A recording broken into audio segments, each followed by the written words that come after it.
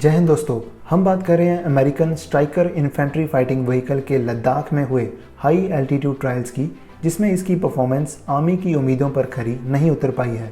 हालांकि इन ट्रायल्स की official details अभी रिवील नहीं की गई हैं, लेकिन कुछ रिपोर्ट्स के अकॉर्डिंग स्ट्राइकर को सिग्निफिकेंट ऑपरेशनल चैलेंजेस का सामना करना पड़ा और ये अनसेटिस्फैक्ट्री रिजल्ट्स इंडिया के मैकेनाइज्ड इन्फेंट्री मॉडर्नाइजेशन प्रोग्राम के लिए एक मेजर सेटबैक भी हो सकते हैं। 2024 के एंड में हुए इन ट्रायल्स में ऑक्सीजन स्कैर्स और रग्ड टेरेन में स्ट्राइकर की कई लिमिटेशन सामने आई। स्ट्राइकर IFV, जिसमें 300 हॉर्स पावर का कैटरपिलर C7 इंजन इंटीग्रेटेड है, इसको 13,000 से 18,000 फीट की ऊंचाई पर कई डिफिकल्टीज फेस करनी पड़ी।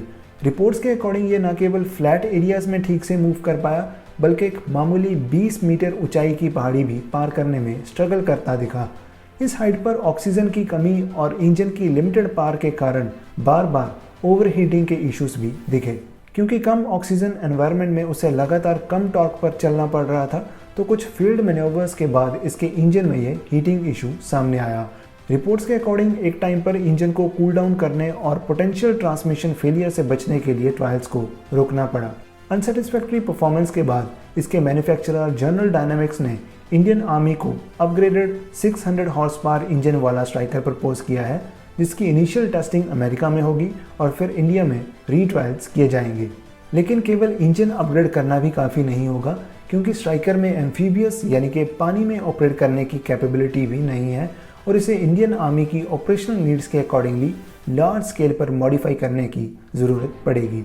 दूसरी ओर स्ट्राइकर के कॉम्पिटिटर इंडिजिनस प्लेटफॉर्म की बात करें तो DRDO और टाटा एडवांस सिस्टम्स द्वारा डेवलप्ड व्हील्ड आर्मर्ड प्लेटफॉर्म ने इन्हीं कंडीशंस में सेटिस्फैक्ट्री परफॉर्मेंस दी थी।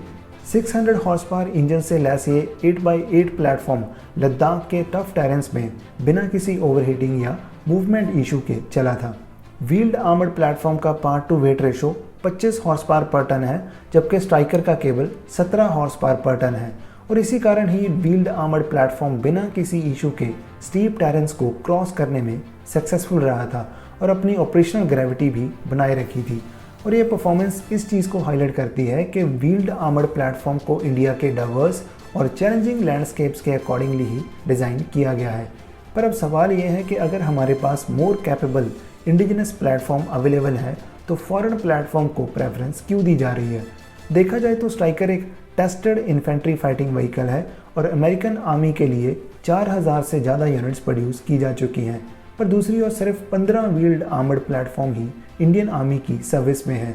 पर जहां तक ऑपरेशनल कैपेबिलिटी का सवाल है, तो क्योंकि इसकी डिज़ाइनिंग USA आर्मी के लिए मेनली फ्लैट एरियाज़ में परफॉर्म करने के अकॉर्डिंगली ही की गई है और ये पॉसिबल है कि प्लेन और ईजी टेरेन में इसकी परफॉर्मेंस मच बेटर हो सकती है। लेकिन ट्रायल से ये प्रूव हो चुका है कि इंडिया के चैलेंजिंग हाई एल्टीट्यूड टेरेन के लिए इसमें बहुत सारी लिमिटेशंस हैं।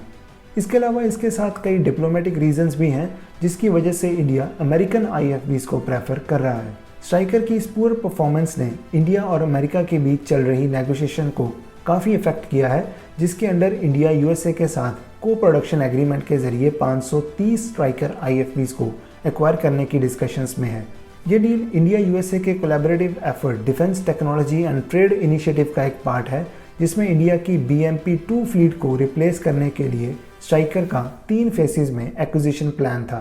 फर्स्ट फेज में अमेरिका के फॉरेन मिलिट्री सेल प्रोग्राम के अंडर कुछ IFVs की डायरेक्ट प्रोक्योरमेंट, सेकेंड फेज में भारत अर्थ मूवर्स लिमिटेड के साथ इंडिया में को प्रोडक्शन और थर्ड फेज में इंडिया और अमेरिका का एडवांस्ड वेरिएंट्स को ज्वाइंटली डेवलप करना। ट्रायल रिजल्ट्स को रिव्यू के लिए आर्मी हेडक्वार्टर्स ऑलरेडी फॉरवर्ड किया जा चुका है, पर फिलहाल स्ट्राइकर के इंडियन आर्मी में फ्यूचर प्रोस्पेक्ट्स अभी अनक्लियर हैं, क्योंकि रीट्रायल्स और रीअसेसमेंट के बाद ही इस डील की पॉसिबिलिटी क्लियर होगी। अब इनमें से इंडिया कौन से प्लेटफॉर्म को चूज करता है, ये तो रीट्रायल्स के बाद ही पता चलेगा। पर यस, डिप्लोमेटिक प्रेशर्स के चलते आर्मी की ऑपरेशनल रिक्वायरमेंट्स को ध्यान में रखना ज़्यादा ज़रूरी होगा।